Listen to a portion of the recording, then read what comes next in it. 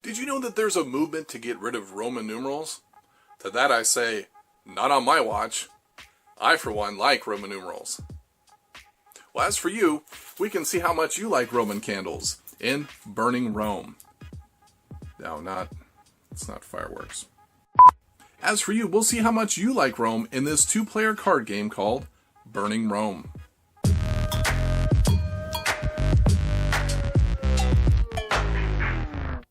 Hi, this is JT and welcome to G Club.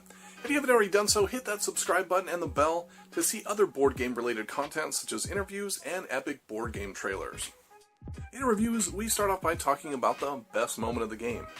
Talk about whether or not we liked it, get into some pros and cons, and do some comparisons and conclusions. Without further ado, let's get into our game, Burning Rome. When you strike fear into your opponent's eyes by deploying African war elephants to their open flank, that's gotta be the best moment of the game. In Burning Rome, you are a general deploying your army against other generals in an ancient battlefield. Your army will be made up of a general, units, and tactics.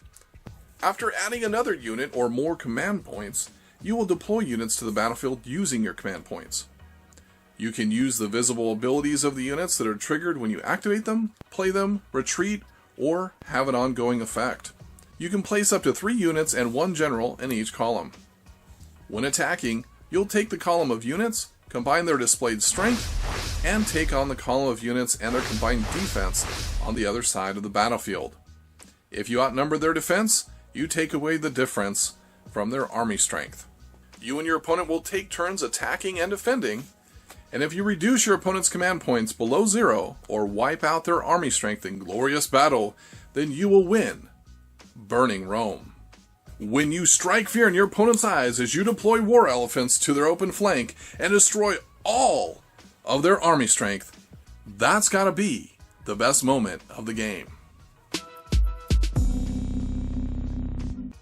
That was the best moment of the game, but did I like it? Yes. For a light two-player game,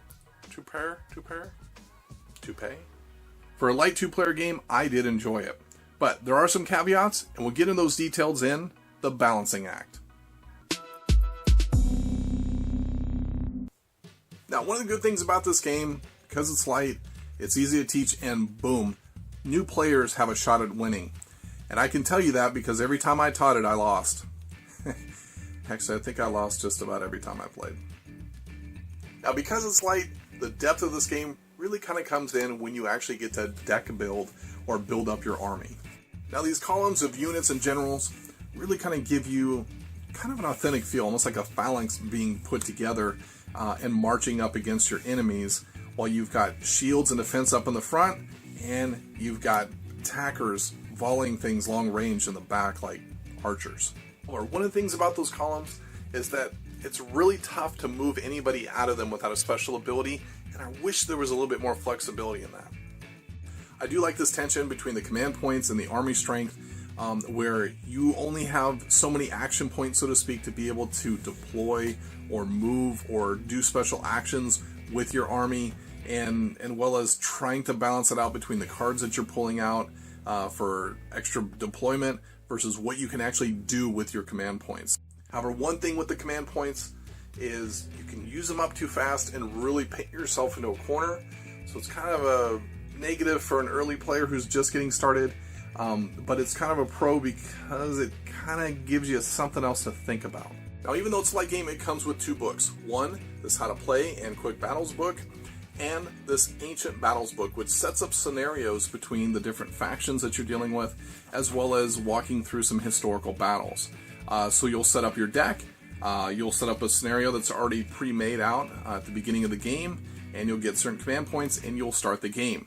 And the nice thing about that is it adds some variety, because in some cases, rather than only having a handful of columns, it then expands out to multiple columns to the left and to the right, to where you have all these open flanks. Now, because of this is more of like a simulation, one of the challenges that I have with it is that if you get behind, typically you're not going to be able to make a comeback. So if an enemy is routing you at this point and they're really just taking it to you, it's really difficult to be able to pull out a come from behind victory. There are special abilities on just about every card, but because you end up covering up a lot, Some of the combos that you think you might get when you first start looking at the cards, they will actually fade away because you're only able to use the abilities that are on the top card in the column. Now, even though this is a light card game, and there is some depth to it because of the deck building aspect of it, that you build out your deck later, it does have some good structure to it to then develop as you add expansions to it. I'll explain more what I mean in the conclusion and comparisons. I love two-player, quick card games. And in fact, one of my favorite games of all time is Star Realms. And I've played thousands of games of that. We are going through a round-robin tournament where won tournaments, and I'm just very active in that community and really enjoy playing Star Realms. But I think that was a mistake for me going into this, because my thought process was that it was going to be quick, there's going to be deck building, and I didn't think through the deck building aspect of you're going to be building a deck. In Star Realms, you are building a deck from a common marketplace, and you're buying things in the middle, while your opponent's also buying things from the middle as well.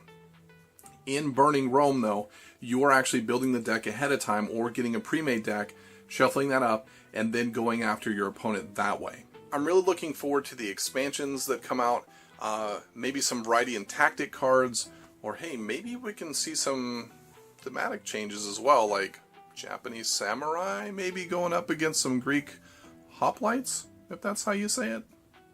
Now, at the time of this recording, there is a Tabletopia link that I'll have in the description below where you can jump in and actually play this for free. So, if you like light card games, if you like ancient Rome, if you like ancient battles altogether, and you want a two-player head-to-head battle, I would certainly give this one a try. If you like this video and you're burning for some more and you don't want to roam around YouTube, well, we've got 2 videos right here ready to go for you. Just click it right here.